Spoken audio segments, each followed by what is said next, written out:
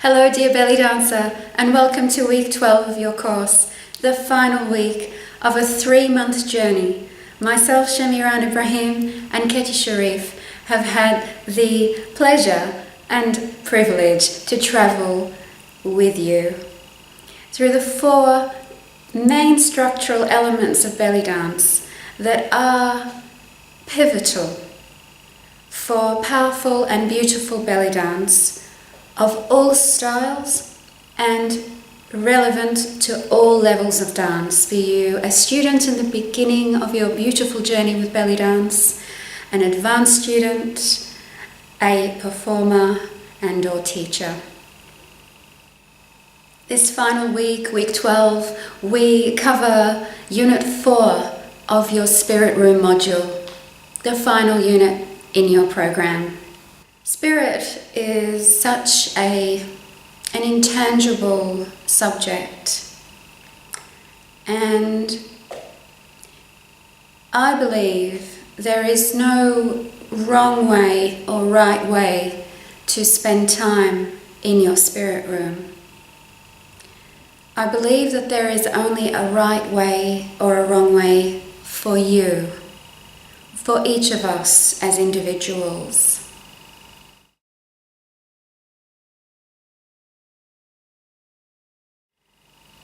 People find their own relationship with their spirit room and spirit in general through living life.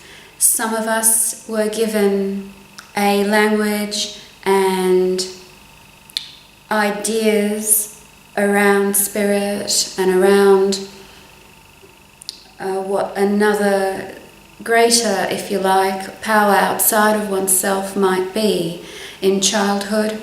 As we grow up into adults, that might not work for us anymore, and we may go into a journey of trying to find a way of understanding, appreciating and communicating with spirit, your inner spirit, and with spirit in general, that sits right with you. Some people, however, remain locked out of that room. Potentially the stories or imagery or doctrine that was given to them and inherited growing up did not work to such a degree for them that they didn't really find another way of connecting with this part of their being, and this will affect the way you dance. Very common signs of somebody, a dancer who's locked out of her spirit room, meaning she does not have access to that part of herself and that structural element in her belly dance. Very commonly we'll see that that dancer has trouble having a connection that guides her through her dancing moment. So very commonly that dancer will be very choreography dependent.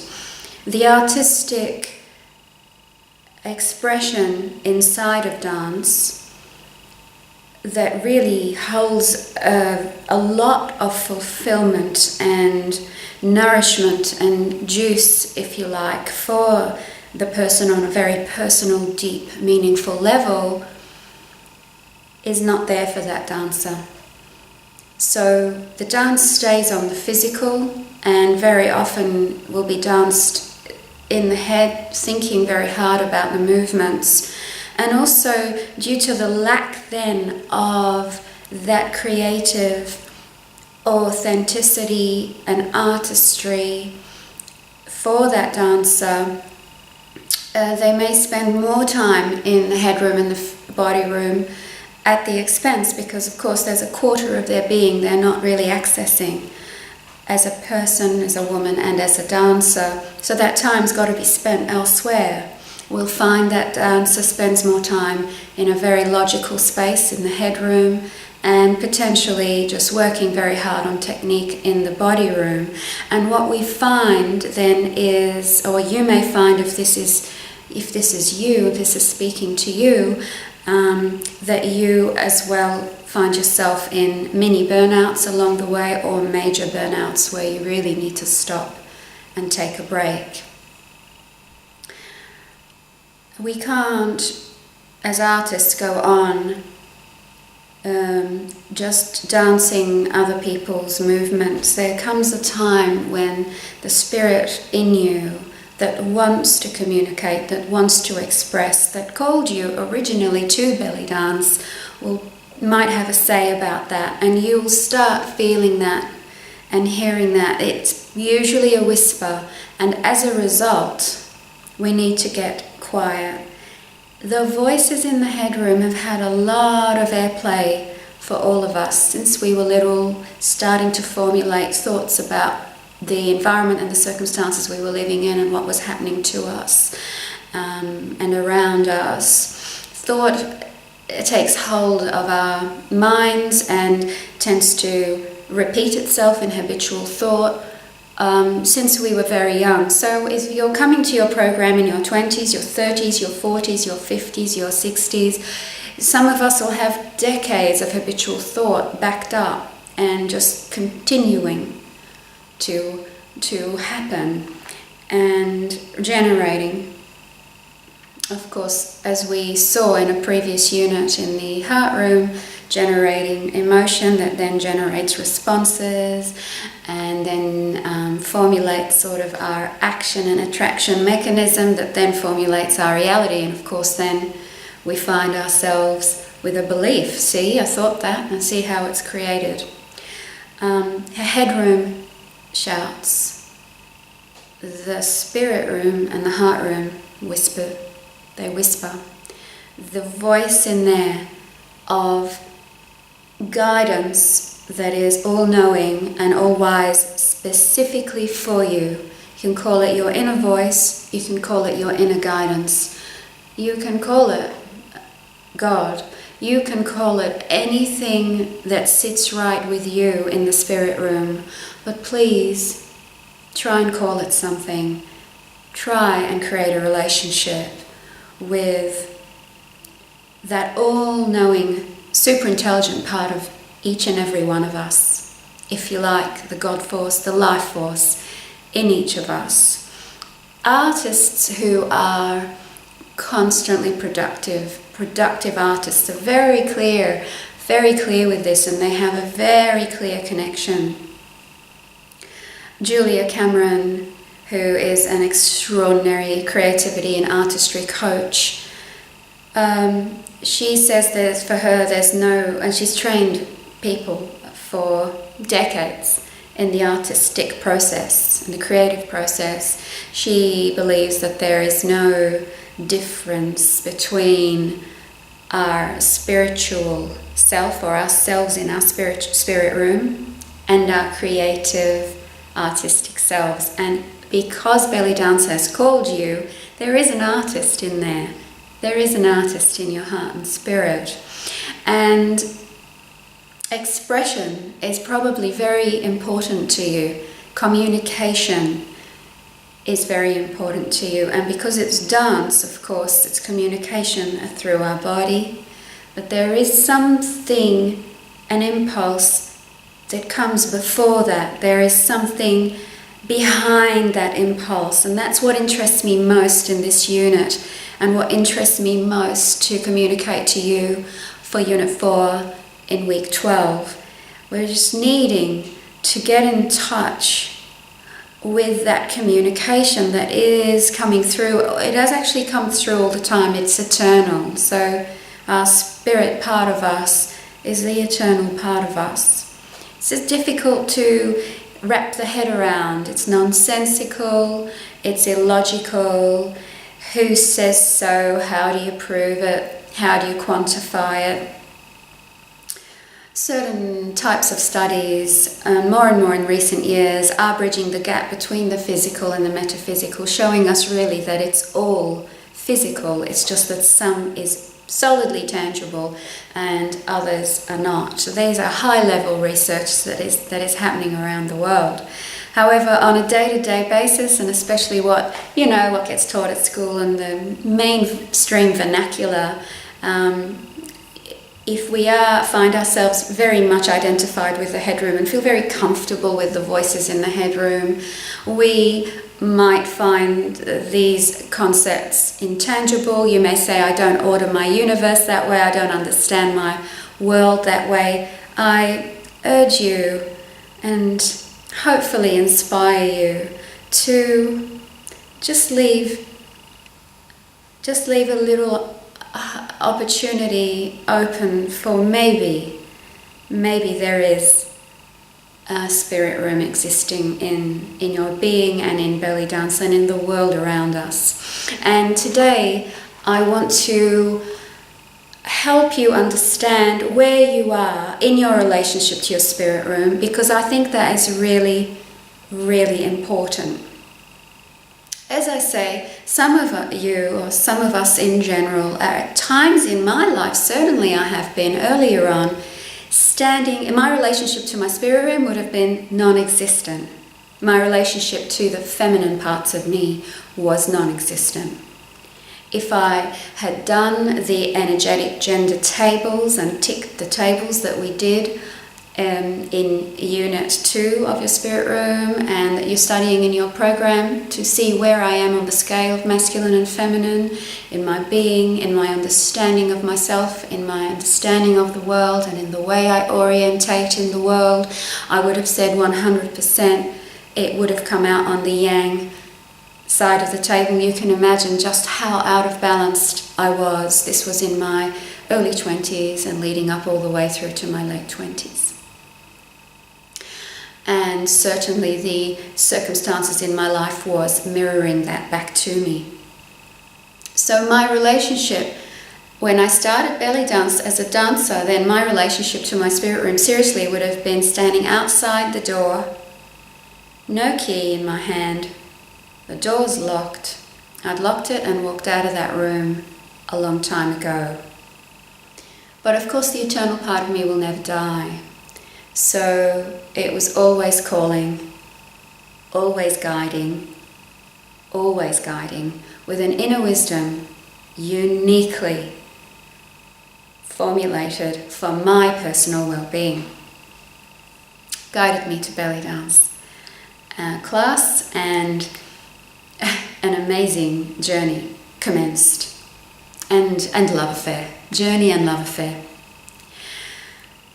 So there's a point where you find the key, and with your program, with your spirit module in your hand, you have the key. You put the key in the door, you open the door. Even that can be a frightening and scary experience for dancers who have left their dance room, their spirit room, in their dance. And so you may find that you may be, with your program, have just taken your first steps into the spirit room and just dabbling there, just dipping your toe. If the room is foreign to you, you will find yourself leaving it. You'll find your headroom screaming with things like, what a load of nonsense, this doesn't make any sense, this is scientifically unprovable, how can this help me become a better dancer? It's going to scream because the mind's job is to keep you orientated. So if you've orientated more in the headroom, body room, out of the heart potentially, and spirit rooms, it's going to want to keep you in the rooms that are habitually comfortable to you. It's important to find out where you are, because the exercises to help you connect to your authentic artistry that lives in your spirit room are going to differ depending on where you are in your journey and your relationship to your spirit room. If, however, you have, let's say, a medium level relationship with your spirit room already, and you've come to this program, and it's not foreign, And you get, yes, Shemi, yes, Ketty, I get this. I've already worked with chakras a bit. I meditate and I do yoga. Already you've got some relationship in that room, but maybe you don't spend a lot of time there. Again, you may not be hearing the guidance for your dancing, but you will probably be comfortable with the exercises in Unit 4 of your Spirit Room module.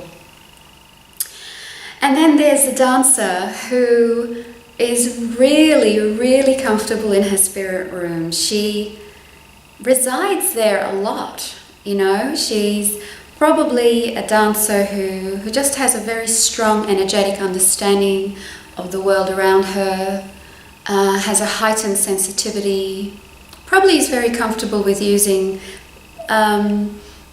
tools that help her connect, and it might be oracle cards or meditation that really communicates with spirit, her spirit guide, angels, any form that it takes for her. It could be prayer. This dancer may very well have very powerful prayer practices in her life, in her chosen religion and spirituality. So however it is that you make sense, if you like, of your spirit around us, and energy that is in all living things, that is scientifically proven, and that it never disappears, it only changes form and vibration.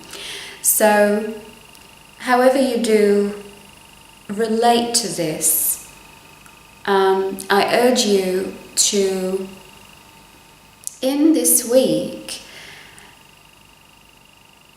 identify where you're at with your relationship with Spirit Room, and if you are in the, let's say, medium range to very comfortable in that room, you know, you've got the fire going and you've got a lamb's wool there and maybe a cat purring and sitting there meditating, you've got a really comfortable relationship with essence and energy, you will find the exercises in Unit 4 really doable. I'd like to bring my attention this week, especially to those beautiful dancers out there who are standing there at the door, holding the key, your module, reading it, watching the videos, trying to engage, but just, you know, not finding that alignment with the ability to turn that key, or they've turned the key, they've stepped in, and it's just like this big feeling to just run away and get out. I want to say, especially to you, beautiful dancer, it's okay and it's natural, and that happens to all dancers across the board when they're trying to come to integrate a room that they haven't been comfortable with previously, which of course this whole program is about the alchemy of integration and transmutation. So please understand that that's happened for all dancers across the board that are studying the program, at the point where we've introduced them and invited them into the headroom, or if that's their sort of, if you like, lesser used room, or the heart room and emotions. Very scary for many women, many people, many dancers. And then the body room is actually a fearful place for a lot of women. Anyone who's experienced any type of abuse and trauma that relate to the body in any way will find the body room key in that door difficult to turn, difficult to open that door, difficult to step in. Please just know that you are integrating a part of your being back into your wholeness. This can only elevate and enrich your experience of belly dance, deepen the purpose and energy in your movement, help you feel guided in your movement in the moment of belly dancing, energize you along the way instead of creating burnout, because as you connect to that wise inner guidance voice, you'll make better choices and decisions. And this is the most important part of this whole unit for me, is the practical usage of all of this. So when you awaken and ignite that connection and that ability to listen, and as what Julia Cameron calls it very simply, listening. It's listening to that guidance and creating the channel, really. It's like creating the channel. So I'd just like you to visualize for a moment that what needs to happen is, let's say you've got a walkie-talkie, you've got one, and for lack of a better word, let's just call it spirit or the universe has the other walkie-talkie. Now, the two walkie-talkies need to be on the same wavelength. You'd understand that, right? For the two walkie-talkies to talk together. So this exercise that I'm going to do this week for you is really relevant to anybody with any level of comfort in their spirit room, but especially dedicated to those beautiful dancers who are watching this and studying this program, who are standing at the door, have just stepped in and feeling that trepidation. We're going to use an exercise to get your walkie-talkies fired up and working. We want to align ourselves with the inner voice that is that guidance and that wisdom specifically designed for you.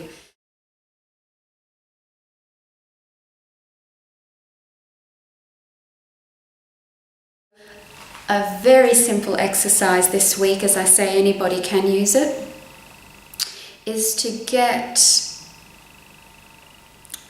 comfortable with being quiet and still, very much in the feminine. And obviously the whole exercise will be written out for you in your worksheet. But I'd just like to very quickly take you through this. It's basically set aside 5 minutes, no longer, just as a start. And if you don't yet have an imagery or an understanding that helps you feel at home in that spirit room, just don't call it anything. Don't call it anything. You don't need to call it anything. Just view it, if you like, as your inner guidance. Let's just say you're comfortable, hopefully, with that concept. Notepad and pen. Sit in a comfortable space. Turn off all means of communication from the external. Take your phone off the hook. Turn your mobile on silent, etc. Make sure you've got 5 minutes to yourself. And the chances are, if you are, in this sort of early stages of your relationship with your spirit room, you'll find the exercise of having an altar quite anywhere between annoying to nonsensical to just ridiculous. So I don't expect you to have an altar, but for those of you who have one, certainly sit in that comfortable, soul-nourishing space, maybe light a candle and just get really quiet. If you like, sitting on a chair with your feet parallel, your legs parallel and your feet on the ground, and pull a string up through the head and just relax your shoulders. Use your 3 power tools, breath, posture, feeling, and get into that very relaxed but very awake and present space. So you're engaged but you're relaxed. Every external interruption has been calmed down and quietened down. And this is your time to connect with you.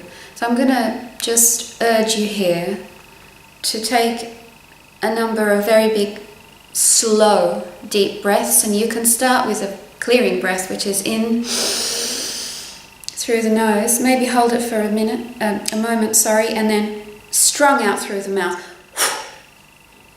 Clearing breath. And it just sort of really grounds your energy and clears it. And clears the mind. It just gives you a clear moment of clarity.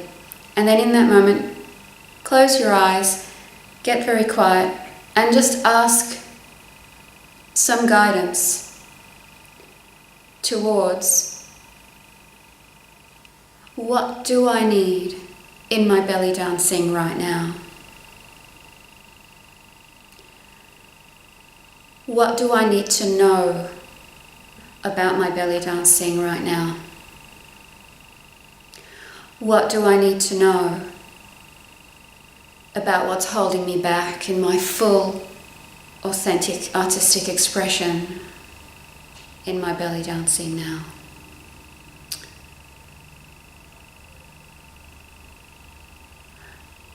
What do I need to know about the choices and decisions I need to make for what's next in my belly dance, for the next phase of my journey with my dance?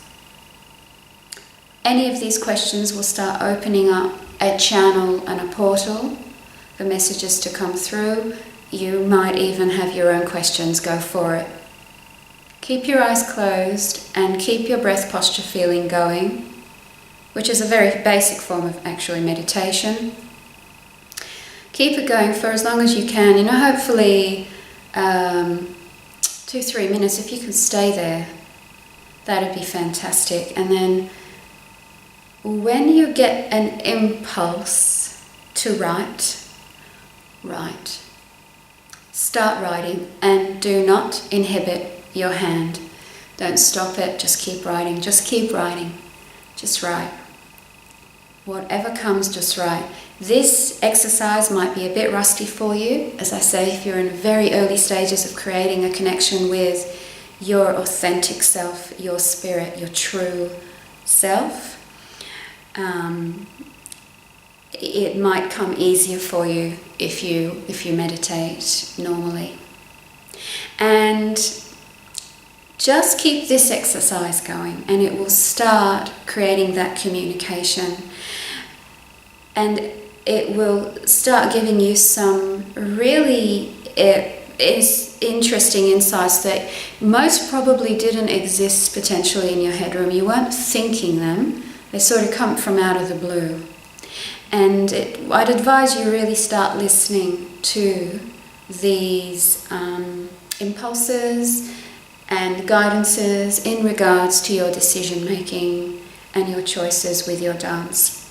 What leads us a lot to burnout is when we step away or travel away too far away from our authentic artist within. And that always happens when one doesn't have that line of communication between those two walkie-talkies.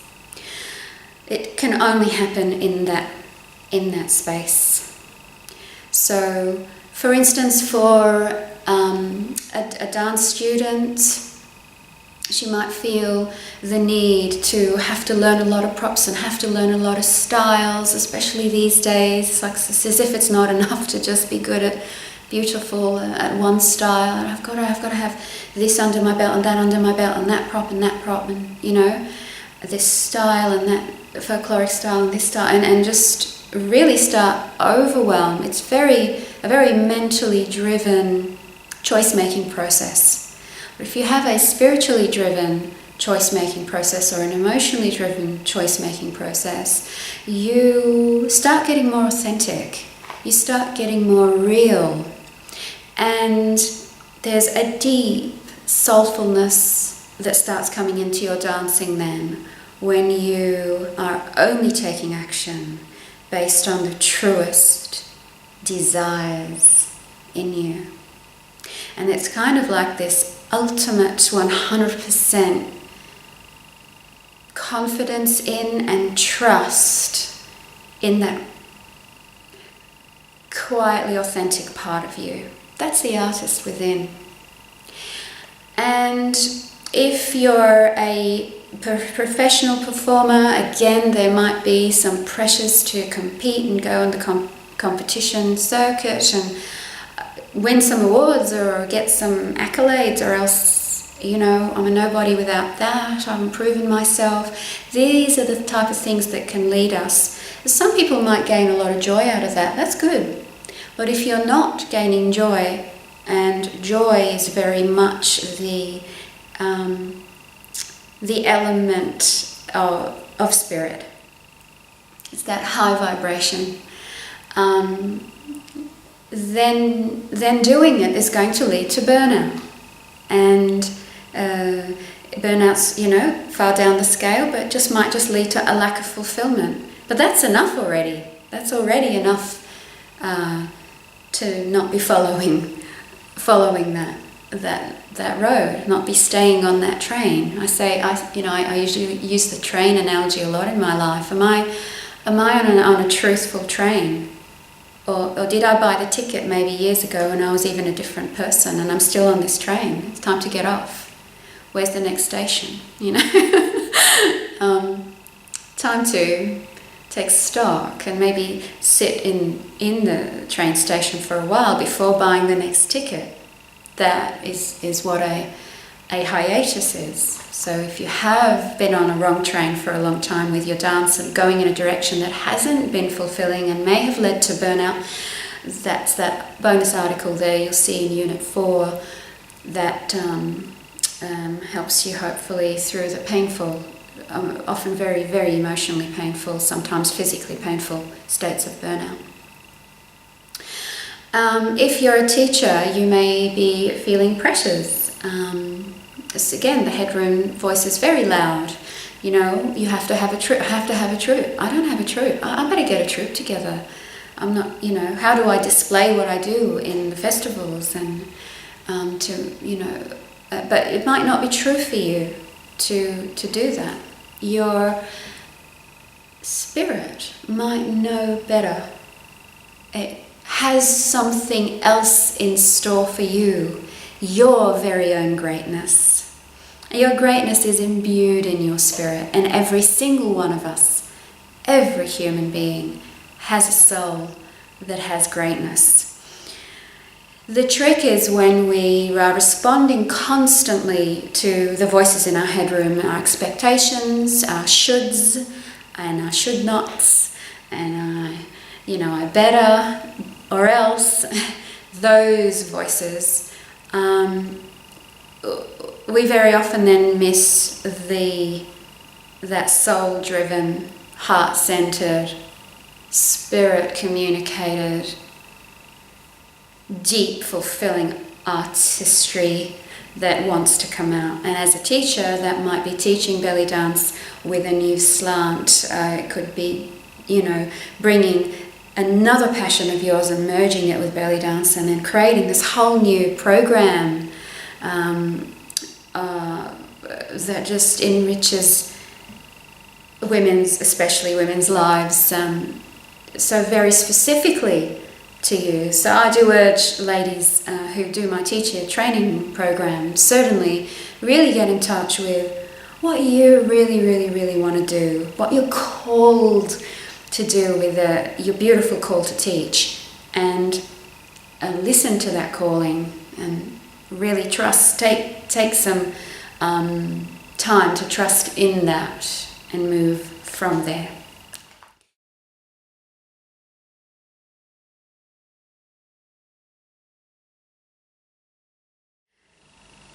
Seen in terms of belly dance, which is a performance art, a healing art, and an expressive art, it is an art, it is a creation. As a dancer, you feel an impulse to embody it and to express it out into the world. This becomes relevant. The subject of spirit and the spirit room, for me, is only relevant really here in terms of creativity and how to link up to the most authentic creativity for you. For me, that means authentic means a genuine, real, uncensored, unmanufactured, unmanicured, true,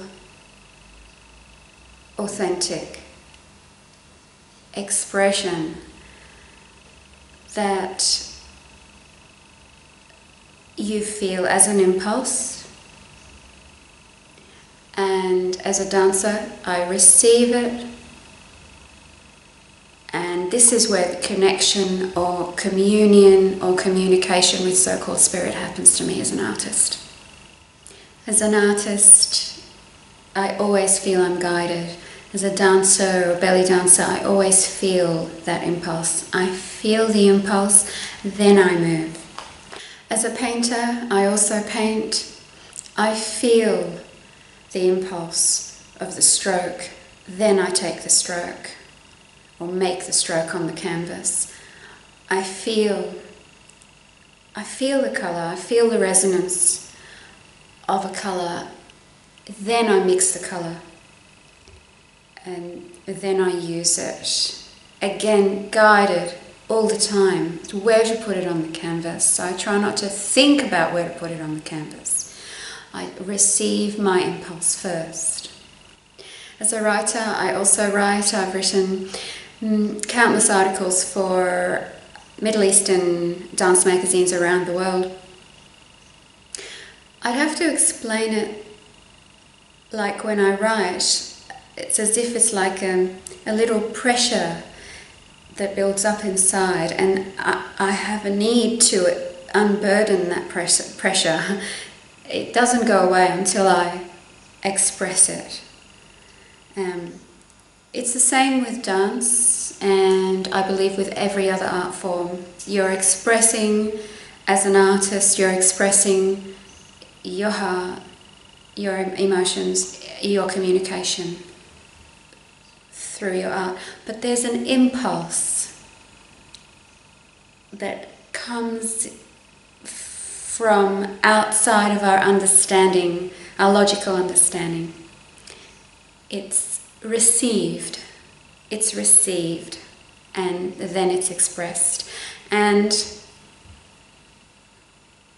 if you're able to find a way to get yourself in the receiving mode of that impulse, you will find that it will really elevate and enrich your experience of belly dance in so many ways. And so I hope the ideas and this very, very simple exercise in week 12 will help you open that line of communication more with that all-knowing, all-wise, all-supportive, all-loving part of you, your spirit. And Ketty and I will sign off with you in a week's time. So both of us will have a short video for all of you to sign off, and wish you all the best in your journey. So we will be again in touch in a week's time, and until then, all the very best with week 12.